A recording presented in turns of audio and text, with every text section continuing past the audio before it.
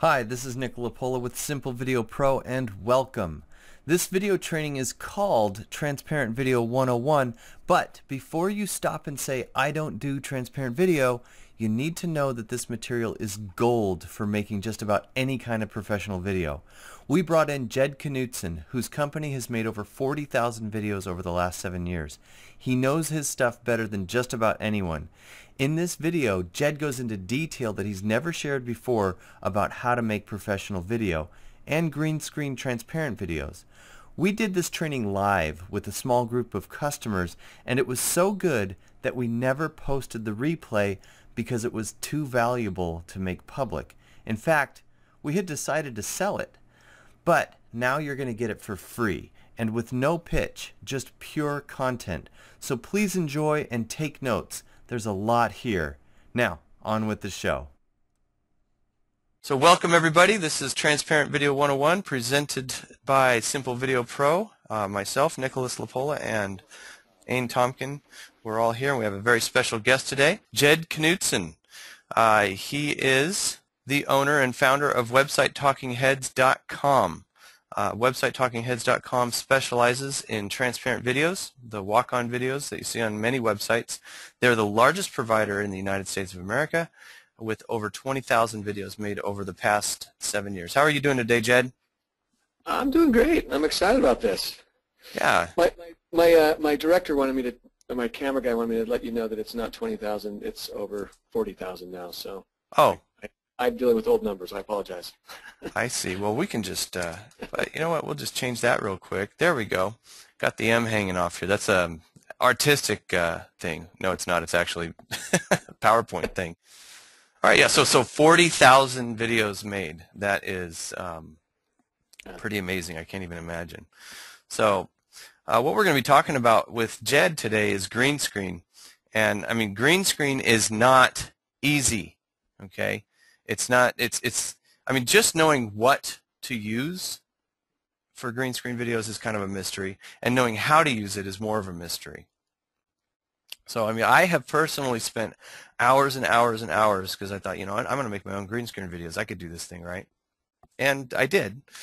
But I spent hours and hours shopping for lights at a reasonable price and a green screen. I got a muslin backdrop, and then I spent hours setting it up over and over again because the space that I have is kind of awkward, and I had to get it just right, and I'm slamming the camera up against my desk, you know.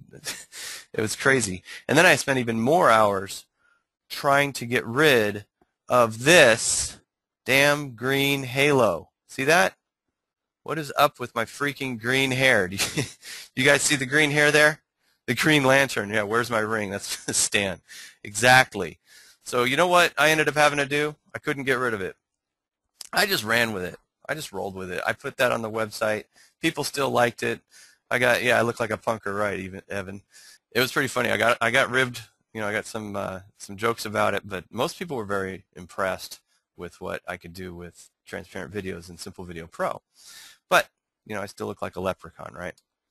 Don't like looking like a leprechaun. So now Jed is a Simple Video Pro client.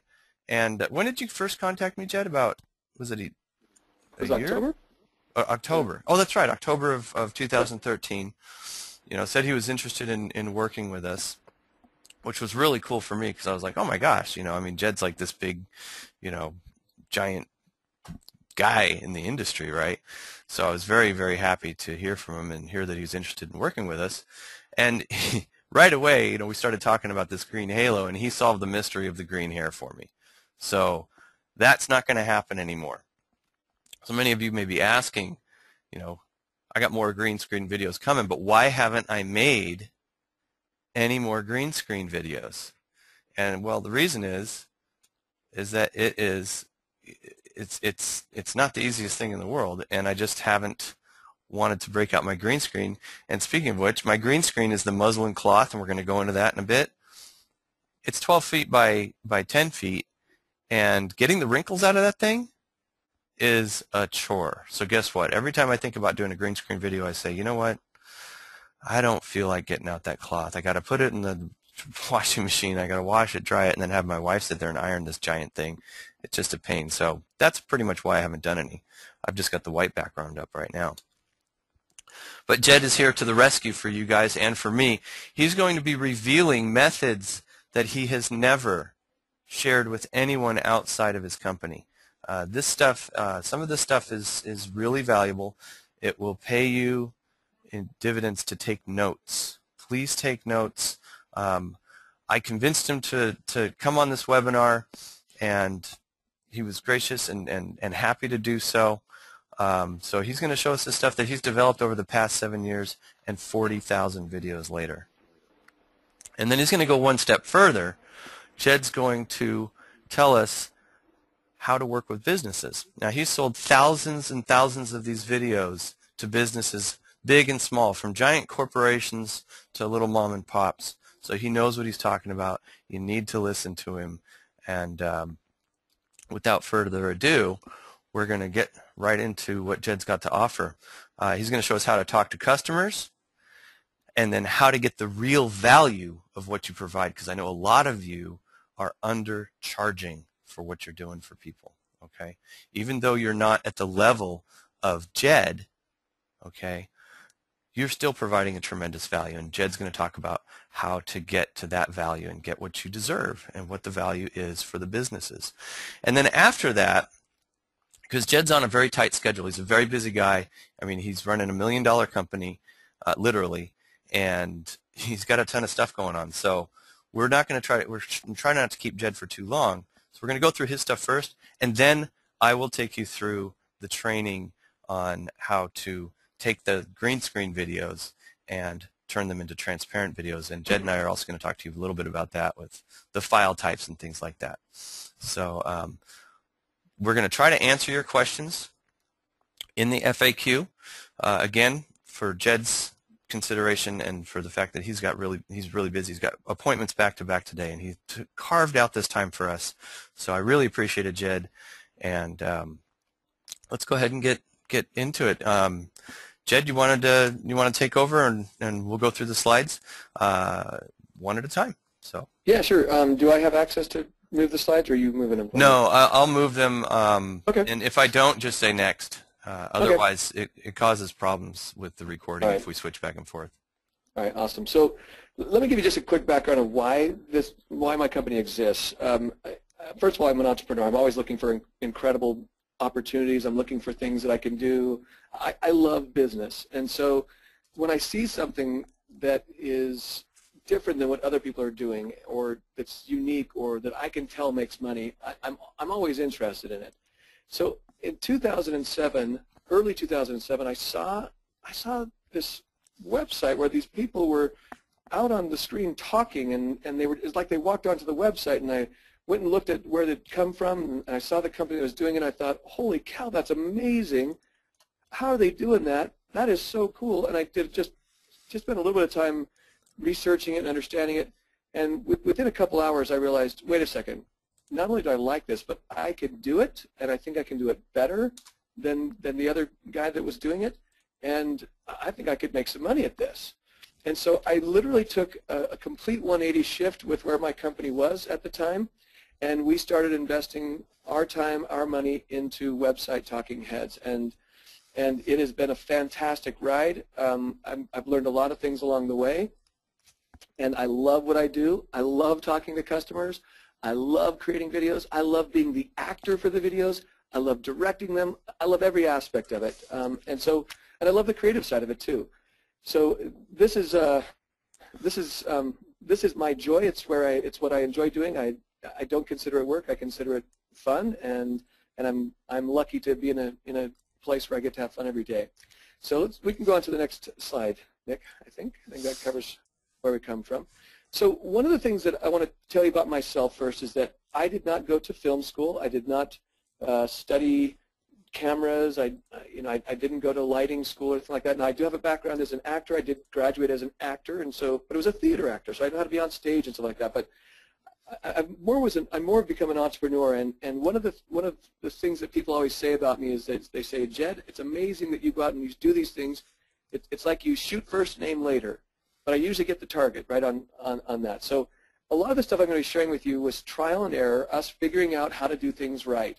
And what we learned along the way is that I'm going to share with you some ways to do this kind of stuff without having all of the high-end equipment that we have. But you need to understand that I go back to this phrase: you can fool some of the people all the time and all of the people some of the time, but you can't fool all the people all the time. And that is true in video. There are certain levels of video that everyone will go, oh, that's cool, that's amazing. There are certain times the green halo around Nick will work and people will buy it. Sorry, Nick. They thought that was a leprechaun. Yeah. But yeah, some people go, oh yeah, some people won't notice that. And so some of the people you'll be able to, you can deliver a product like that too. But all of the people are, you can't do that all the time, and not everyone is going to accept a product that's not on the higher level. So just be aware that I'm going to try to share with you some secrets, that some of the things I shared with Nick as well, that help you eliminate some of the basic problems that you have with green screen. So let's kind of talk a little bit about those next things, if we could. And Nick, go ahead and do this. First of all, what kind of video camera should you use? Now, there's all kinds of video cameras out there. You've got cameras on your phone. You've got, you can go down to Best Buy and you can pick up a camera anywhere, starting at $16 up into, the hundreds of thousands of dollars level. This is what you need, and just kind of write some of these things down. Some of the basics that you need today are different than what we had, or what we had to have when we started. Today we live in an HD world, and I guess it's kind of hard to buy a camera that's not HD anymore, right? So you've got to have an HD camera. Now, for what you're doing, and I guess I don't know what everyone's doing, but if you want to compete with the big boys, then you need to have a high-end HD camera. If you're just working with some small local mom and pop shops in your local area and you just want to create some basic internet video for them, let me just share with you a little secret. You don't need to have the red camera. You don't need to have a 4K camera. You don't need to have something that is miles ahead of what your budget has. You can literally work with a consumer level HD camera if you can choose the right camera. Some things to be looking for in a camera that you want to be aware of. The first thing you want to look for is that it must have a mic input. You've got to have an external mic. You can't be running video or running audio off of off of your camera. If you've ever take your camcorder out and you start filming something and you hear the audio played back later, it sounds like the people are 10 feet away or 100 feet away. Well, that's because they are 10 feet or 100 feet away and the mic is that far from them. You're going to need to have a mic input on that camera so that you can have an external mic, and we'll talk about external mics in a second here. Yeah, this is the camera that I actually shot my green screen videos with. Oh, and awesome. They come out a little bit jagged around the edges kind of thing, but it worked okay. And this was the only one of two cameras that I could find, consumer level cameras, aside from like your iPhone, but then you need a special adapter to hook up just a microphone to your iPhone, right? Right. But this was the only one of two. The other one was a Canon FX100 that had an external mic, and that's why I chose this one. And actually, I won this one in a contest, JV contest with the two Rockstar guys. But it was free then. Yeah, yeah. So, but then this is my goal right here. That's the one I really want to get. So you could. I'm sorry to interrupt. Go ahead. No, that's good though. This is a great camera, and as you're looking at cameras, if you can get this camera is in that $3,000, $3,500 range, in that area there. This looks like it's a Canon XH100, this is a great camera, and there's a couple reasons why it's so good. So let me just talk to you about cameras and as you're looking for cameras. If you're willing to spend some dollars, there's a couple things that you want to look for, and that is bit rate. How much information is that camera putting into the storage card that it's filming onto? And the more information, the better. So, and I don't want to go into the detail. I don't want to bore you and have everyone go to sleep on this webinar. That'd be horrible. But you just want to go for you want to look for things like the highest bit rate. Most of your consumer level cameras are not shooting at a high bit rate. They're shooting at like a 5 to 12 bit rate. And so the information that's going into the storage card is not a lot of information, meaning that the quality of the image that you're looking at, if you blow it up big, it's not going to look nice and crisp and clear as compared to a camera like this one right here because there's not as much information there. So it's cheating and throwing in, it's faking colors and things like that, and there's jagged edges and other things like that that the other cameras don't, this camera wouldn't have. So what you're saying is that just because it says HD doesn't mean it really is HD. No, it's HD. It's HD. HD has to do with the ratio, which is 1920 by 1080. Okay. That's full HD. Or you've got 1080i, which is 1440 by 1080, which then they I don't want to use, let's use some layman's terms. They just expand the video to be taller, so you really don't have all those pixels there. Those are still good-looking camera or good-looking videos, and for what you're showing on the internet, for the most part, if they're not blowing it up full screen, most people may not be able to tell the difference. The problem comes in when you're starting to key the video. Now, by key, I mean you're shooting on a green screen and you want to remove the green. Mm-hmm. And the less information there is, the worse the edges are going to be, and the more of your skin tone and other things like that that may potentially change as you're trying to remove the green. Or the more your hair may be green. Yeah, that too. But that's actually from something else. Okay. Okay. So, but one of the things about this camera and other higher-end cameras, and not all high-end cameras are like this, but there's something called color sampling. And I'm getting into too technical stuff, but your basic consumer camera has what's a color sampling that's called 411, which means it's not giving very many pieces of color information to the storage. Okay. And you want for green screen, most professionals will tell you don't even pick up a camera that's not 422 in its color sampling. And the best would be, most of the professionals are using 444, meaning that they're getting every piece of information of color possible within their camera. So if any of that is helpful for you at all, for those of you that are serious about this, you can do your research on cameras. Your 444 cameras, I don't know that there's anything under $30,000 in that particular range there. So, but the more information you have, the better your key is going to be. Right. We've got a question here. What if 5 to 12 bit rate is not good? What would you consider good? Well, if you can get something that's starting at least by like 17 or higher, then you're doing okay. Okay. All right. So that was for Craig. 17 but your consumer level cameras are. Again, for what you're trying to do, for most of what you're trying to do, if you're just working with local mom and pop stores, if this is not going to be broadcast on TV, this is just going on the internet, a consumer HD camera will work. Just make sure if you go down to Best Buy, look and make sure that it has an audio, a mic input. It's got to have a mic input. So I think that's enough talk about cameras. I think. Is there anything else we want to? No. I would just say that quality is important. Some mom and pop stores might not mind a little bit of jagged edge because they're just going to be like, oh my gosh, it's me walking, or it's a person walking on my screen, right? Yeah. But there's a lot, if you're going to professionals like real estate people, developers, lawyers, doctors, they're definitely going to be commanding or demanding the higher quality stuff. So. Yeah. And I'm going to share with you. Remind me. This is one of our secrets that I may decide to share at the end here. So you remind me that there was a secret that I may decide to share with you of how to improve the quality of your low-level camera. Okay. So if everyone's been good throughout the webinar, do you guys want to hear the secret? I will reward you with the secret. Okay. Awesome. The simple little thing that you can do with your lower level camera to get a better quality picture.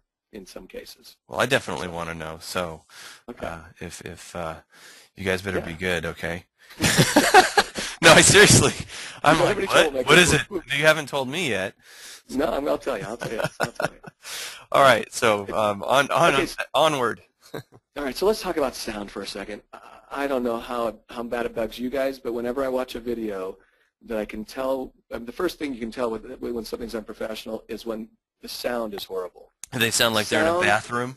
They sound like they're in a bathroom. They sound like they've recorded without a microphone nearby them. Mm-hmm. And I'll tell you, you are not going to be able to pass a video off as a professional video if you do not have professional sound.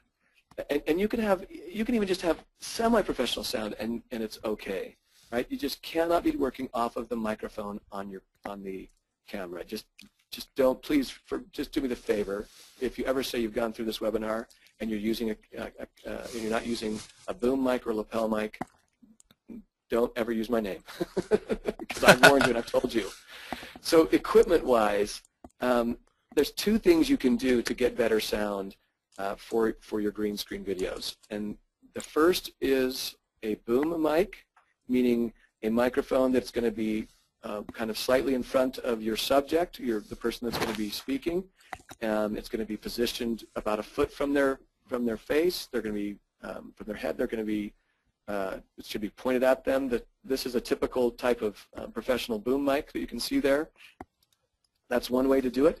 The other way is to use what's called a lapel mic, and you use radio, the little radio boxes you can see there, and they put one on their belt loop, and they string that wireless mic up through their shirt and put it on, clip it onto their collar or onto their shirt there, and then the other part goes connected to the camera and goes into, you can put it right into the audio input mic. Now, that's if we're doing low-end sound and not trying to do the best sound. If we're going to do the best sound, then we actually want to have a separate piece of equipment to record audio. At some point, you may get to that level, but for internet video, it really isn't such a big deal. So I'm not going to tell you that you should go off and get a separate piece of equipment for recording if you're not doing this on a regular basis. If you are, then you may want to acquire a second piece to record your audio, and then you'll put those together in your editing. For boom mics, one of the keys is just to make sure that you've got a good sounding mic. Make sure you test it beforehand. Make sure you listen. You need to have your headphones on. In fact, you should have your headphones on while they're recording, just to make sure that that they're not talking too loud, or not talking too soft, or things like that. Now, there's a question. With the consumer level mics or the cameras, you're not going to have the opportunity to have headsets.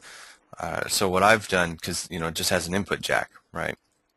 So what I've done is I'll actually shoot just a test. Hey, this is Nick. This is a test, and then I take a minute because it's better to just take a minute in the beginning than to shoot an entire script and then you're like, oh God, the sound came out terrible. So I just take a minute, take the chip out, put it in the computer, play that video, and see if it was okay. I mean, that's kind of a long way to do it, but if you only have a consumer-grade camera that doesn't have the ability to plug a headset into it, then that's what you got to do. But do that, take that 5 minutes because it's going to save you an hour later. Yeah, at least. Yeah, everyone on the planet that's a professional videographer has made that mistake before of not testing stuff out once, and then they just don't do it again. So because it just wastes your time. So yeah, you always want to test beforehand, like you just said, Nick.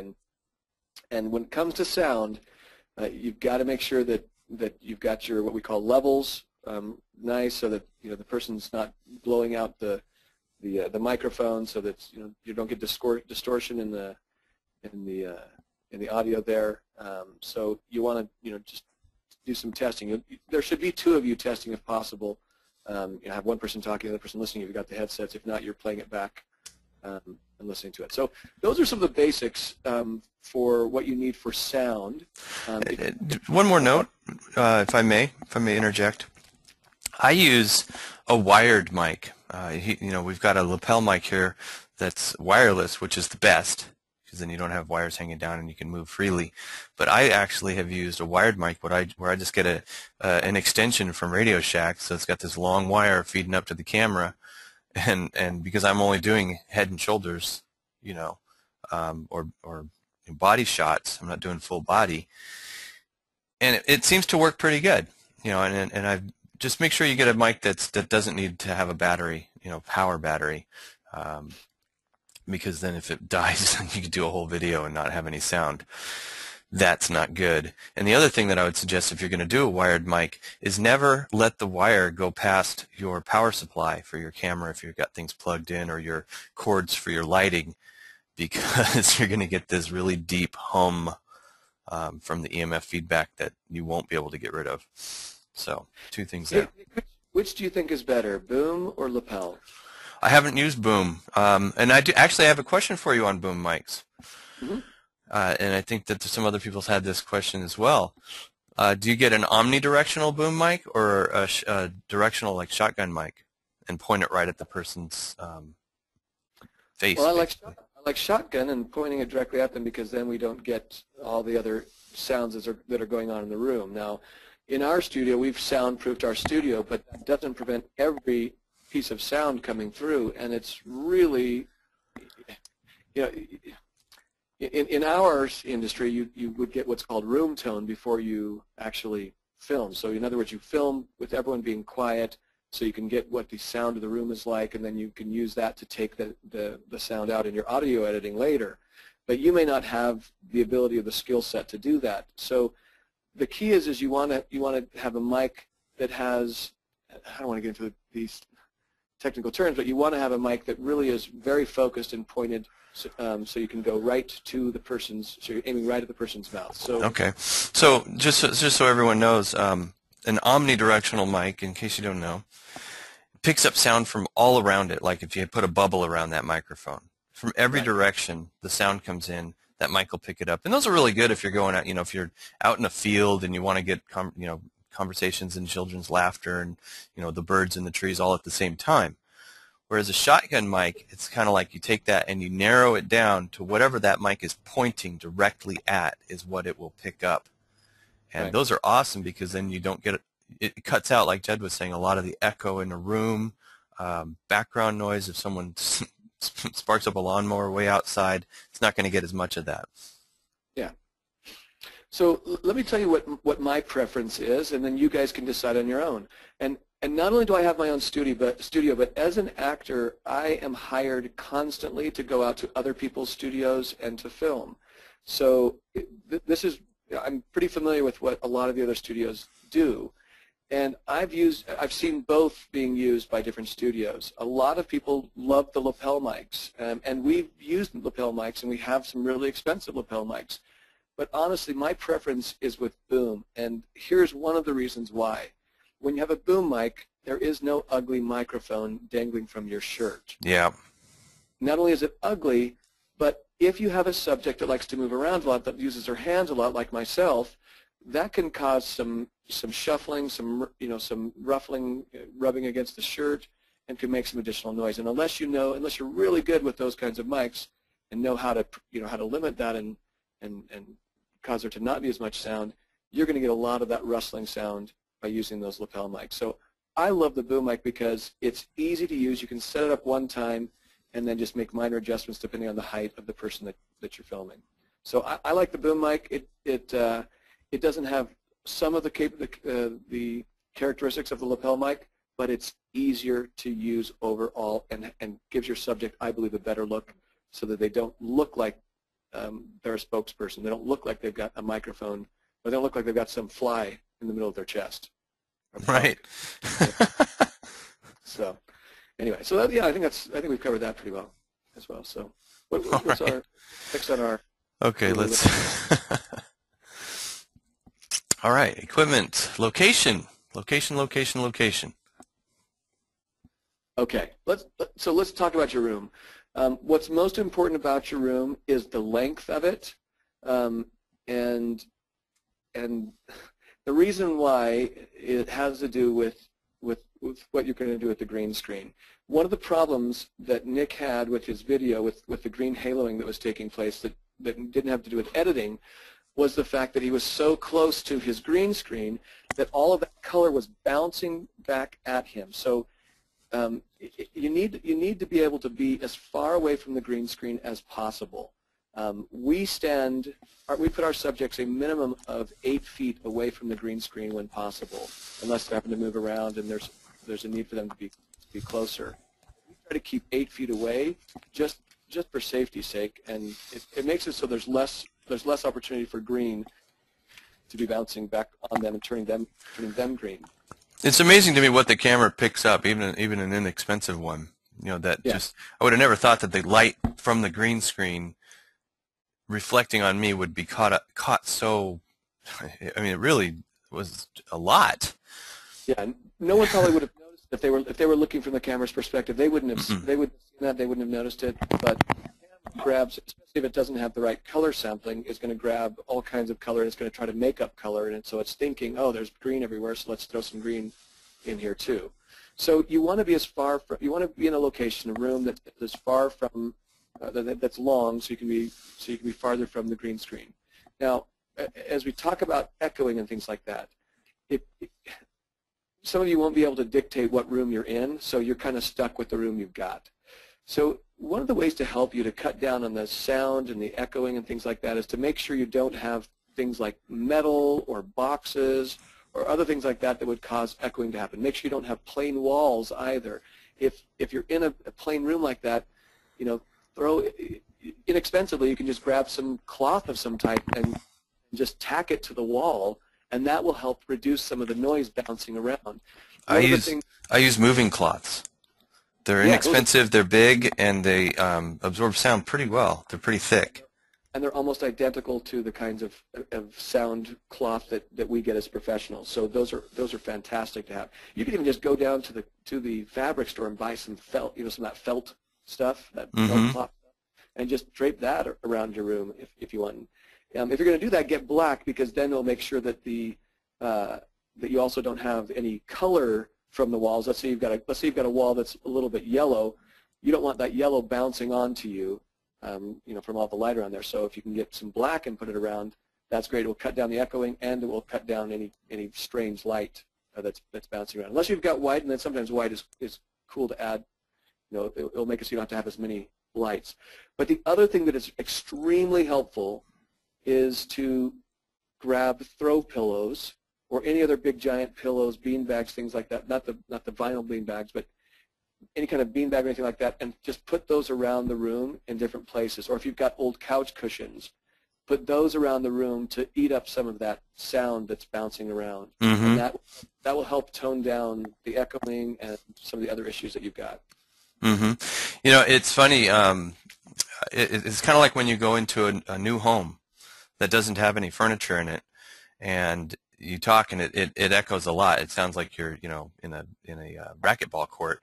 But as soon as you move your furniture, and even though you haven't put anything on the walls, all of a sudden it's not as bad. It's not as noisy, even if there's hardwood floors.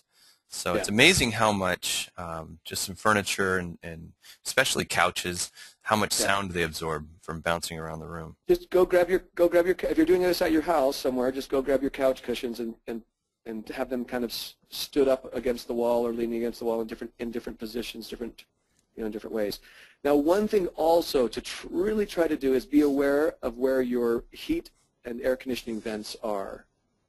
This is where you get tons of extra sound, and boy, I've been in studios where they did not plan very well, and there was literally a vent right above my head where I was, you know, be the subject being filmed, and there's a microphone right there, and whenever the air conditioner or the heater would come on, we had to stop filming because it was too much noise coming in. So try to be cognizant of that as you're setting up, that you don't have heat vents or other things like that that are going to be nearby where you're filming or where the microphone's going to be. Right. I actually have that problem. I have to go shut off the AC or the heater before I start because I'm in a well, it's not a very small room, but it's small enough to where that makes a difference. So good point. Yeah.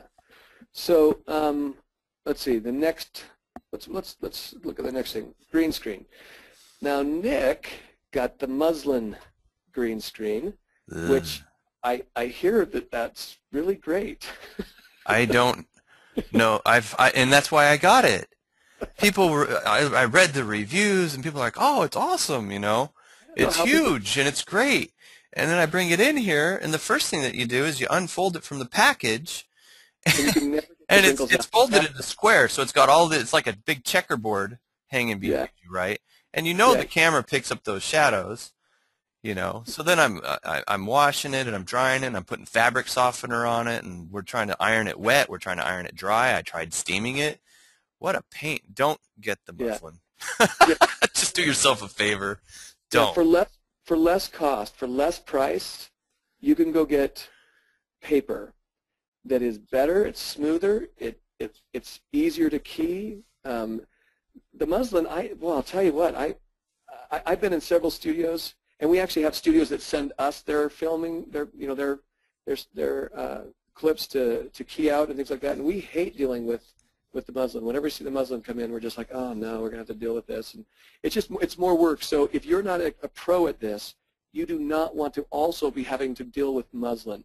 Go down to a photography studio supply shop and ask them for the large rolls of paper.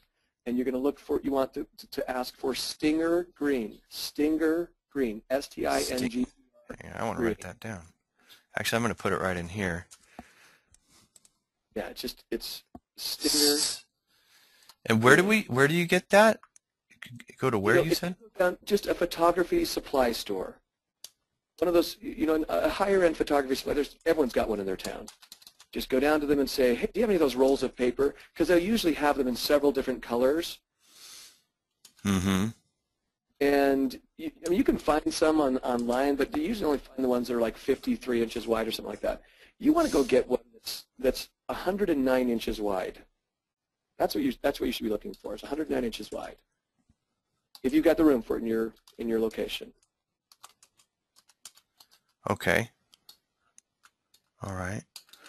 So then the camera has to be kind of close to it, or do you use zoom, or I guess we can talk about that in a minute. Well, that's why you want 109 inches wide, right? Because then it's wider, so you can be 8 feet back, and it's still going to be behind your subject, right? Right. So the wider your green screen is, the further away your subject can be and still be in the shot. Okay. Right. So that's just basic. Just don't give yourself a headache by having muslin or something like that. Just go with the paper. You don't need to paint your walls. Go get the paper. $50 usually. I don't think I've seen it for more than $70. And if someone's wanting to charge you more, then go to the next place. Talk to them. Okay. It's not expensive. It's smooth. There's no wrinkles in it. And it works great. Now you're going to need to get the stands to hold it up and everything, or I guess you could just tack it up to your wall and roll it out.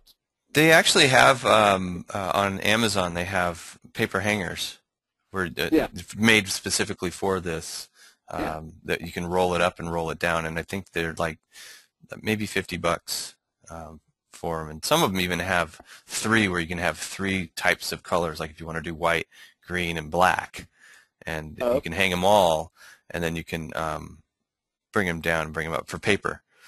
The only thing that they don't have on Amazon is the 109 inch. They don't have 9-foot wide paper rolls. I think maybe it's a shipping issue. Look, professional photo studios use this kind of paper for the portrait and things like that. So the photography supply stores generally have those. If they don't have it in stock, they can order it. So you just go down there and you have them ordered, and it should be like around $50. That's what we've paid for in the past. Now we also have a Cove and things like that too. That's more expensive. That's if you're wanting to get into the, spending $4,000 or $5,000. That's where your wall curves down and you can do corners and things like that. But I don't imagine you're going to be doing any corner areas with your shooting at this point. So the paper is the way to go. It's mobile, it's easy to use, and it's so much better to key than muslin. All right. Yeah, I've discovered that. If I could jump in just a quick second. Hey, Jed, Dane Tompkin. What are you paying for a 109 wide roll? Because we've got somebody here researching on Amazon, $47.95 plus shipping and handling. About $50. That's what you just go down the $50. See, Okay, that's not too bad. I don't know what the shipping is going to be on something like that though, because that's really odd sized. So I would go down to your photography supply store, local photography supply store. If you're in a medium-sized town, you should have one. And right. They should be able to. That's a really good point. Yeah, I've been looking for it. I haven't actually checked photography studios. I called like the local camera shop and stuff like that. So wrong place to call. Well, no, a camera shop, if they're a real photography supply store where it's not just the camera. Right, where they sell the umbrella lighting and all of that stuff. Yeah. Right. Okay. Those guys should have it. They sell backdrops, all that stuff. The ones that supply the professionals. Right. All right. So let us. Anything else on? We're talking about paint, but that'd be for a permanent kind of solution. Yeah, if you're going to do something in a room and you're going to do a cove, and or if you just want to paint your wall green, if your spouse is okay with that. But it's got to be smooth, though. Most walls are textured. Yeah, that's your other problem. So, So I learned real quick that all of those little variations in the green count, especially when, I guess, when you're using uh, the low-end cameras. Yeah. Yeah. And someone's asking what Stinger is. Stinger green is just the name of the color. It's kind of like if you go ocean blue, I guess it's a standard color for this kind of paper. So, yeah, most of the just what they called it. The basic brand that carries this paper supply that carries it, it's called Stinger Green. Just that's the name of that particular piece of that paper, that roll of paper, Stinger Green. All right, good. Perfect. Okay. Now, lighting. Okay, so this is also a very tricky subject. There are some basics about this. Were you able to get that setup that I sent to you, Nick? Was that able to get into this? No. Oh, yeah, the diagram. Yes. Okay. So there's different kinds of lighting that you can choose from. You've got your tungsten lighting that you see on the top there. Those 4 lights that are up there. You've got your fluorescent lights. You see there. That's right below those. Right here. And then you've got LED lights. Now, tungsten are fantastic. They're very directional, meaning that they're hard. Is kind of the better way of saying it. Meaning they're kind of a harsher light. They're very direct. But a lot of people love them and use them. We've used those before, but generally, if you're going to use those, you want to throw a soft box over them. Mm-hmm. Soft boxes are those big rectangular things that they've got black on the outside, and they're just kind of a white. Right, and they've got basically there's a piece of cloth over the front or some white to diffuse the light, so it's not so harsh. I don't like those kinds of lights generally because they really heat up your room.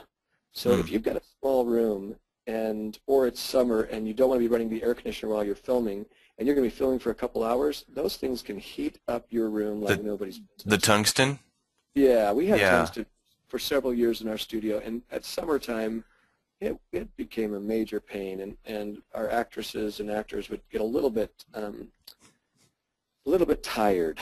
So they're great. I mean, they can work fine, but I'm going to say, and also price-wise, you've got your fluorescents and you've got your LEDs. The LEDs have really come a long way in the last couple of years and really do a great job. What are you using, Nick?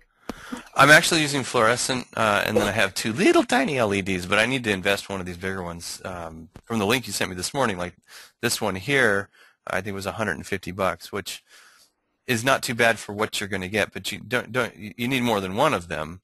So it's a little bit of an investment, and of course, everyone, this is doing it like really, really the right way. Okay, I'm getting by with it was $180 for a full set of soft boxes with fluorescents and a hair light, but I found out very quickly that the hair light doesn't really work if you don't have really high ceilings, because I ended up with my head in it. It's supposed to be above your head, and I was standing right underneath it with my head practically inside the thing, so I just had to abandon that idea. But let me interject one thing here. And Nick, you also did something that potentially may have also been affecting the way your videos look, and that is mixing the types of lights that you're using. As you're shopping for your lights, you need to look for color temperature, and that has to do with really what color of light that particular fixture is sending out. So different colors of light are, there's sunlight versus your indoor light. There's different levels of light, and let me keep this in layman's terms for you. It's either bluer or it's yellower, right? So there's a scale of lights that you might be getting lights that are more of the yellow kind of looking light, or you might be going with a bluer light. And there's a number that will be associated with it. It might be in the 2,000 or 3,000 range, or it might be up in the 5,000 to 6,000 range. But whatever you do, just make sure that as you're looking at these lights, and if you buy one set of lights and then you're going to go add on to it, you've got to know what kind of lights you had first, whether it was in the 3200 range, whether it was higher in the 4,000 or 5,000 range or 6,000 range. Is there a better range? No, it doesn't matter. It doesn't matter at all. It just has to do because when you start filming, you're going to need to white balance your camera. Right. A lot of the consumer cameras will have automatic white balance. Yeah, that's not a good thing. And if you have two different kinds of lights, number one, it's going to affect your key. It's going to be harder to key it. But number two, you might have a hard time making your face the right color now because this one light is blue and this other light is yellow, and it's fighting against each other. And so you're going to look like you're a Martian, or you're going to look like you've got some sort of disease, And so you want to keep your lights. You want to keep your lights all the same color temperature. Okay. That's recognized by a number. It's a number in the thousands, right? And so on one end you go clear to yellow, on the other end you go clear to blue, and you just got to make sure that everything you've got is the same color or the same number or close to the same number at least. Now we use right now we only use LED lights, and we've got them all at right near the same number. Okay. We love the LED lights because they're cool. They last longer. I haven't had to replace a bulb in a year and a half, whereas with my other lighting fixtures that I had, we were replacing bulbs a month at least, several bulbs a month, and that kind of cost. But my LEDs they've held up like pros. I mean, they're awesome. Yeah, it ends up being a better investment in the long run, anyways. Yeah. Oh yeah. Okay. So the green screen lighting, because I learned this from you before. Yeah, so there's a couple things, and it's tough to light your backdrop. That's one of the things that can be helpful for you. You want there to be an even light on there, and if all you've got is so let's say you've got we've got our little diagram here. The blue thing is your camera. Then you've got what's called a key light and a fill light, and they're roughly in those areas right there. And then you've got your subject that's right there. Now, you may want to have the subject closer. You may want to have him there, but this isn't perfectly just general positioning. Number of feet, yeah. So your key light is going to be generally your stronger light. It's going to be the brightest of the lights, and then you've got your fill light. That what it's doing is just making sure there's not harsh shadows on the other side of their face. If you have both of them equal, it creates a flatter look, which sometimes is a good thing to do. We often will do something closer to flat than we will do the harsh shadows, just because on little internet videos sometimes it doesn't look good to have that kind of modeled shadow look. So it just depends on what you're trying to go for. But I like videos that have a little bit more brightness to them and you're clear and are able to see. So we generally keep our fill light a little bit stronger than what a lot of studios would do. So then you've got your hair light, of course, and I've just kind of positioned that it's going to be a little bit higher and it's going to be coming down, pointed directly at the person's head. What that's doing is their head and shoulders trying to create a better separation from the backdrop there, and it just kind of creates a more natural look. But the key then is these two lights at the back that I've got symbolizing that. Now we actually have a lot more than that with what we do, but these have got to be soft lights. Soft meaning soft box or something that will make that light not just go directly beaming onto the screen, so you've got some hard circles in there.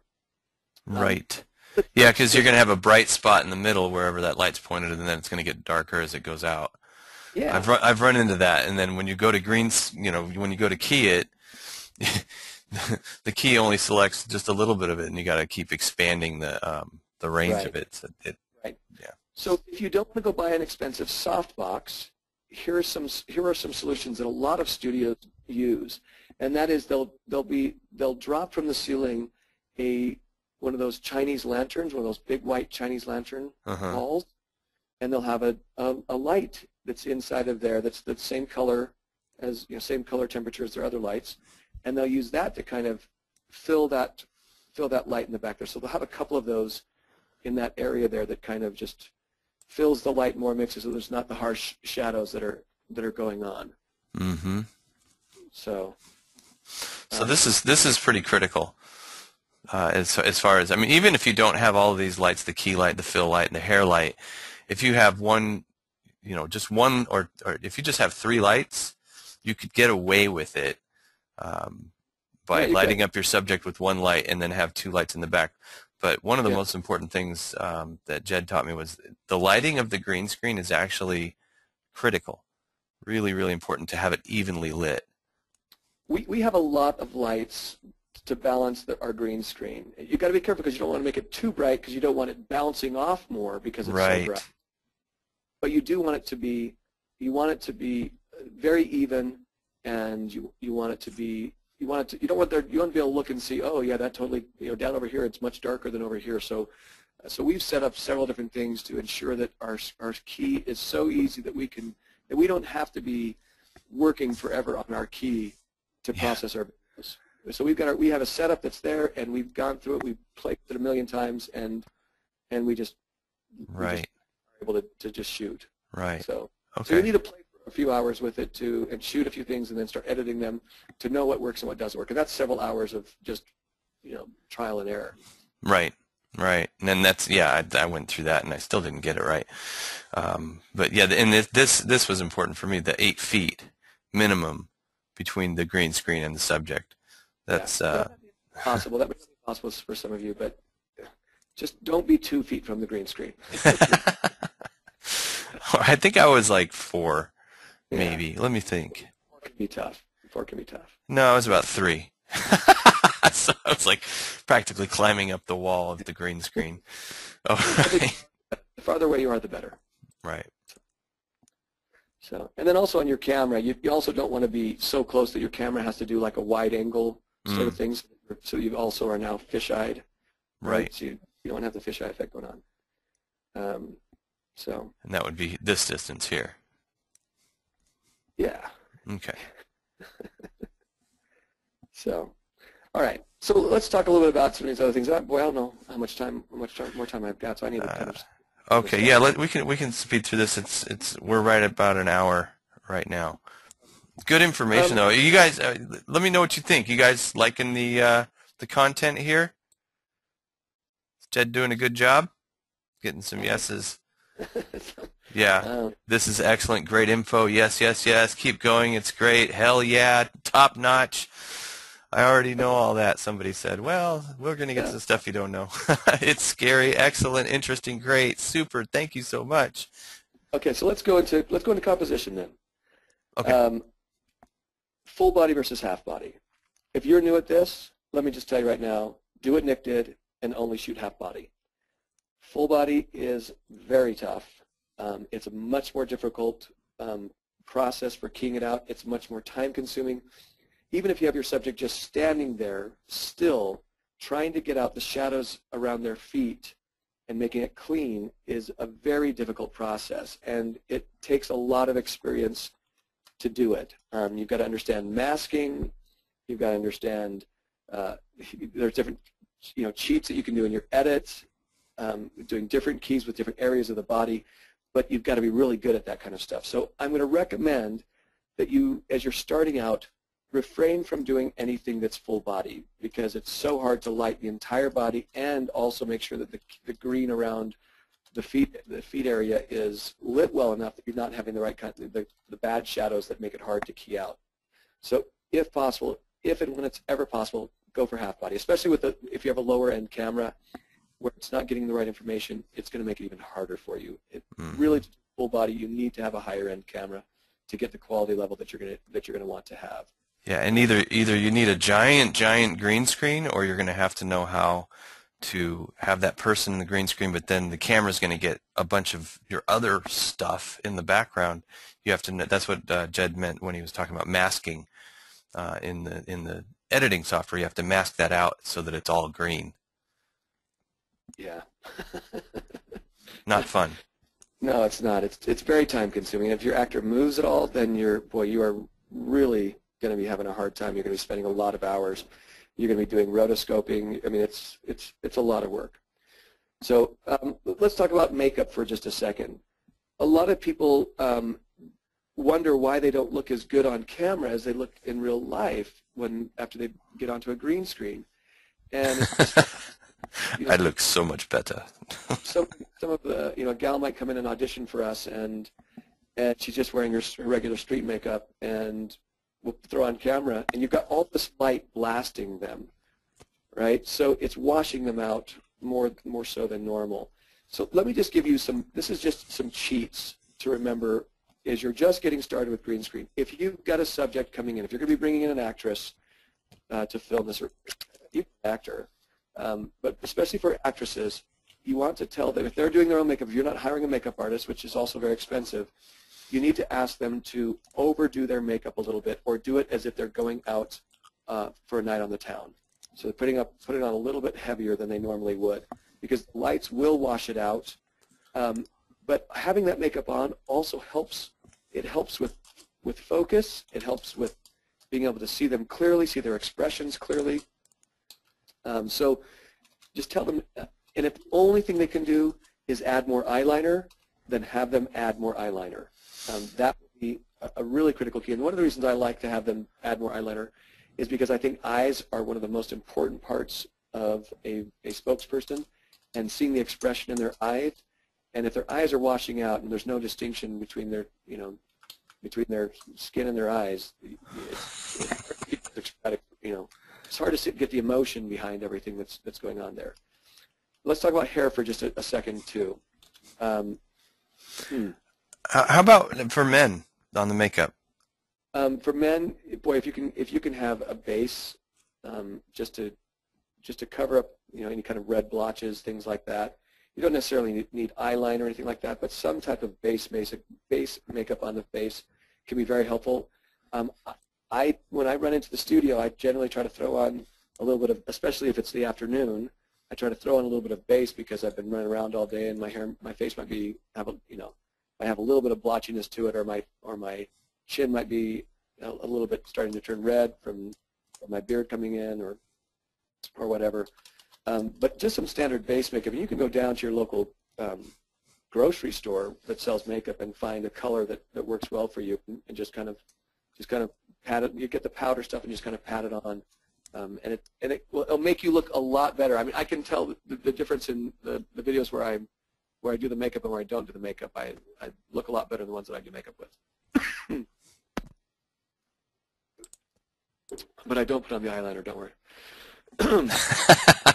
No lipstick for you? No, but chapstick.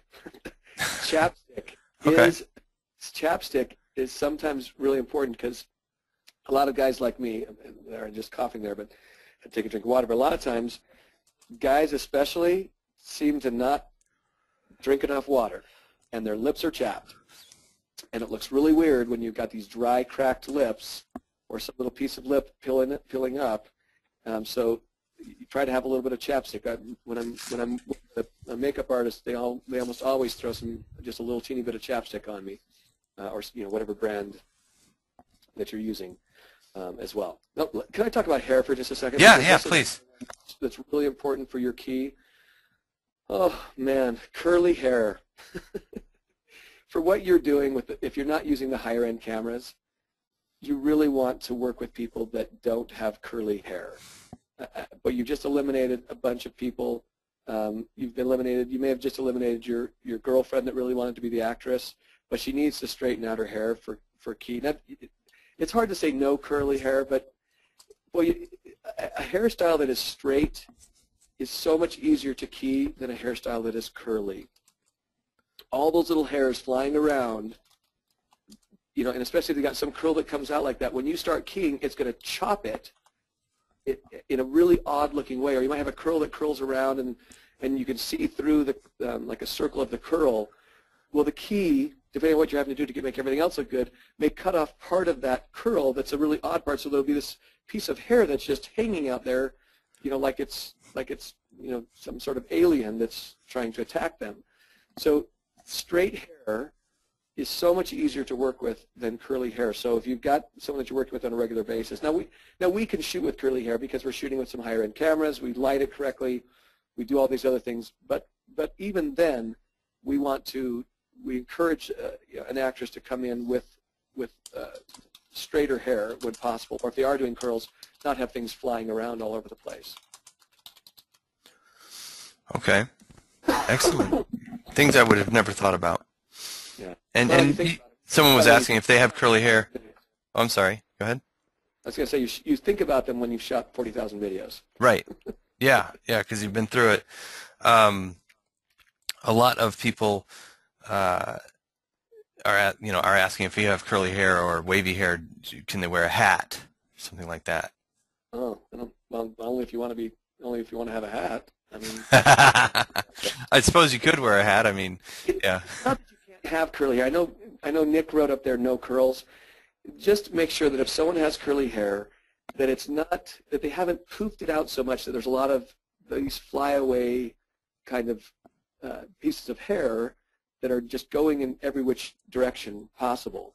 What you don't want to have is you don't want to have gaps. You want to try to avoid gaps between where the line of the hair is and the green screen. You don't want to have little, couple little hairs sticking out here and there, because when you start keying, a key is rarely 100% perfect. And so it has to cheat a few places, and it will do, there's a setting in most software programs that key called choke. And what it's doing is it's squeezing in the key to eliminate some of the, some of the green or some of the flyaway stuff that's happening, and it will choke that curl so that it's not a curl anymore. It's just like a sideways facing U, right? And it just won't look good.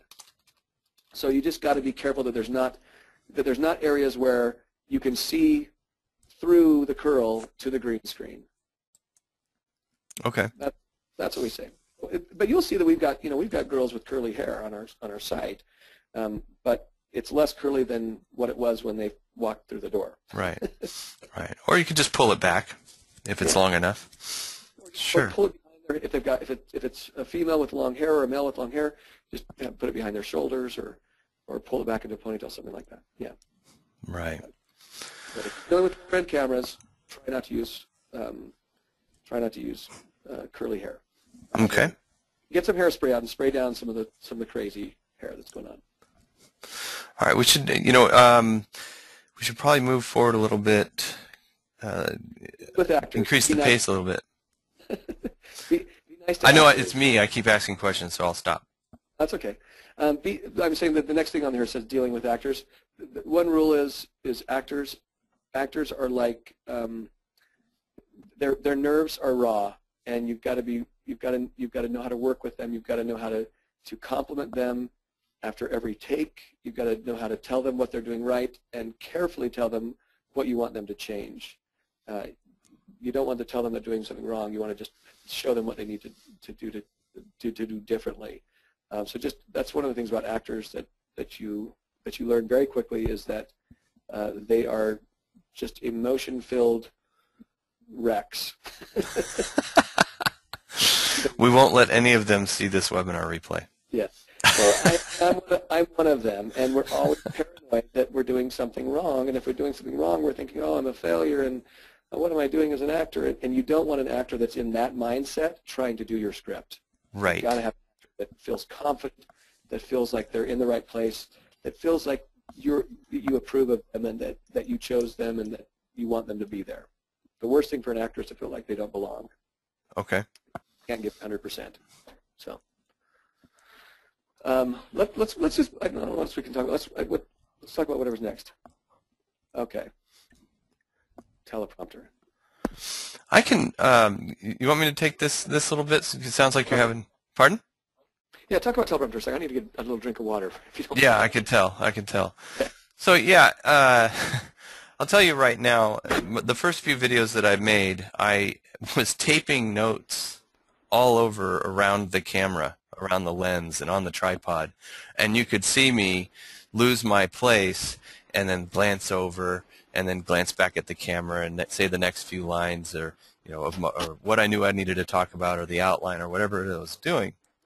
And it was constant. In fact, Ain was very. He ribbed me a lot about it. Let's just put it that way.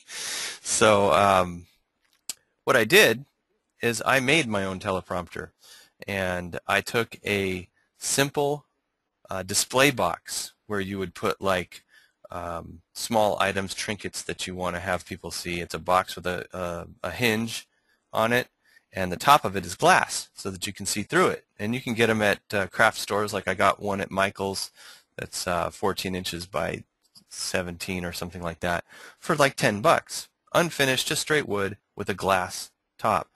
Now, I just learned recently that getting specific glass that's made specifically for teleprompters is very important. I've just been using regular glass in my videos, and it works. And what you do, I don't have a picture of it right now, but what you do is you just take your iPad, and I found some software for my iPad that was for doing teleprompters, so it displays the text so that when it sits in this box and you open the lid up at a 45-degree angle, the words reflect on that glass, and if it's teleprompter glass, it'll be a lot better. The words reflect on the glass so that when you're standing in front of it, you can read it. Well, behind that glass is your camera looking at you through the glass. The camera cannot see the words. You can look directly at the camera, and you can read the words as they scroll by, and you can set the scroll speed using the free software for the iPad or whatever tablet you have. Just look it up on the App Store. Just look up teleprompter software, and you'll find some. And it made a huge difference. Three things happened. I no longer had videos that had those little cutaways where you skip and you stop and then you keep going, or you can tell that the person cut a segment out because their body shifts really quickly. I also didn't have a lot of stammering, stuttering, or looking off to the side, and it made my video production 10 times faster. So all I did is I took a tripod, I rigged it so that I could set this homemade teleprompter on the top, $9 teleprompter, and off I went. It made a huge difference. I suggest you just go out there and get one. You know, and by the way, I propped it up at 45 degrees just using a wooden dowel. That's all I did. Nothing fancy. So that's what I did with teleprompters, and it made a hell of a difference. Excuse my language. It was awesome, though. And I have a video on that, and I believe it is posted on the website in the blogs. We will send you that video along with the replay so that you guys can see that. Okay. Jed, are you back yet? I am back. Excellent. So I think we just covered teleprompter. Jed was telling me yesterday that teleprompter glass is about 35 bucks, and it's critical. It makes a big difference. And what's the main thing that it does for you? Well, if you get when you have the higher quality glass, you're not dealing with as much distortion that the camera is going through. Your camera is going through that glass. So if you're just going and getting some cheap glass, you're not getting the higher quality glass. Your camera now the level of the quality of your camera has diminished even more as it's shooting through that glass. So you want the highest quality glass possible so that it doesn't make your picture worse than it already is, right? So that's why you want to have the higher quality glass, and it's worth the 35 bucks that you're going to spend to get this higher quality glass. That's going to give you a better, a clearer piece of material there that the camera's shooting through. So think of it that way. It's you can either have something that's right. That's completely transparent, or you can have something that's almost really it's just translucent is what it is. Right. Some of these cheaper glass. So, right. Okay. Okay. The key's got to be good on teleprompter, and Nick, you're used to talking with people and things like that. But I'll tell you what, we bring in actors that they're great film actors, they're great actors, when they've got when they memorize a script, but they cannot read from a teleprompter to save their lives. And you'll find that business owners that want to do it themselves oftentimes want to get on, and they want to be the person. They want to be the person that walks onto their site, and you get them on a teleprompter, and boy, they just look like they're a deer in the headlights, and they talk like this, like they're a robot, and they're reading something for the first time, and they mess up, and so you've got to make sure that people feel comfortable on teleprompter and feel comfortable in front of the camera if they're ever going to be the subject that's involved with it. Excellent. Excellent. Okay, so we can go through that. Now we're on software. just a little bit about software, and then we can continue forward. Okay. You use Adobe After Effects, correct? Yeah, we will only use Adobe After Effects for this kind of keying out when we're dealing with green screen. We've tested it. We've looked at all kinds of software. We feel like we can get the best key using Adobe After Effects. It's just easier. I mean, I know you can key in Premiere, and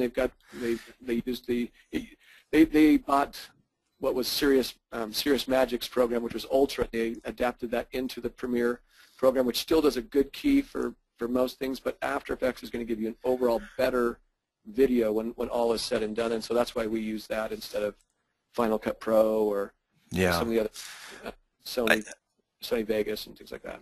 I found the same thing to be true. I have both After Effects and Adobe Premiere, and Premiere is just a giant pain in the neck. When I went and started using After Effects, it was like a 2.5-step process. Very easy. Automatically outputs the files in FLV format, which, by the way, Flash, which is Flash video, which is FLV video. Anything that ends with a .FLV is the only type of video that will have transparency. MP4s will never have transparency.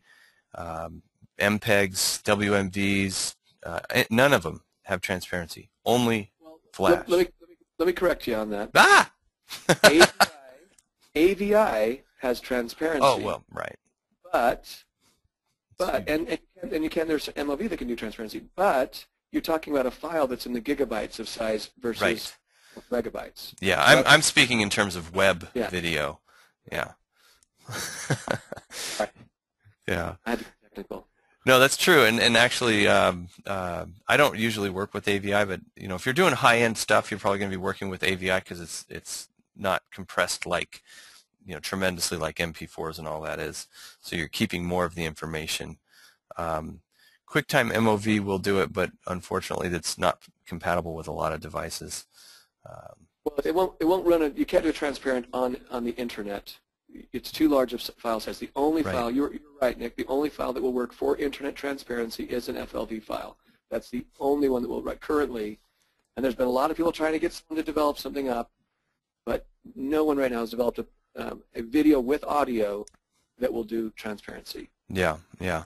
And to answer some questions, transparency basically means that, in this case, you have your subject and you have green screen. And some of you guys on this call purchased Todd Gross's green screen video system, where he was also talking about many of the things we're talking about here.